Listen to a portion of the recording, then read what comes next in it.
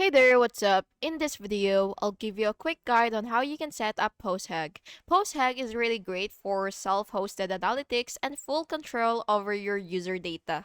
Make sure that you're using the latest version of PostHog 2025 for best compatibility. So yeah, let's get started. The first thing that you will have to do is choose the deployment type. So for the cloud, it has the fastest setup and PostHog hosts your data. And for self-hosted, it has full control and it requires Docker or Kubernetes. So the second thing that you will have to do is, of course, create your account. And then what you will have to do is click get started. Just go ahead and click that. And then, of course, you do have to fill in your email, your password, and your project name. And you could also install PostHag. So what you will have to do first, if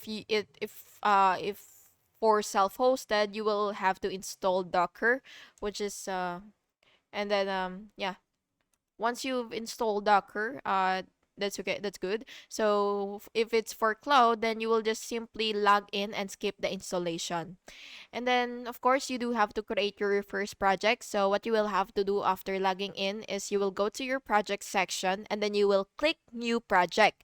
Then you will enter your project name, your time zone, and your currency.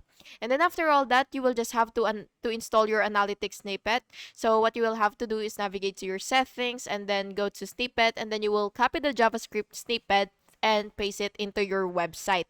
So on the head tag. And then after that, if again you will have to verify your installation. So what you will have to do is basically open your website and then you will check the live events in PostHack dashboards, and then you will ensure that the events are being captured. And yeah, that's how you can set up your PostHack for analytics. And now you can track user behavior and manage your data efficiently. And yeah, thank you so much for watching this video, and I hope you found it helpful. And if you did, please make sure to like and subscribe for more videos like this. Thank you and have an awesome day.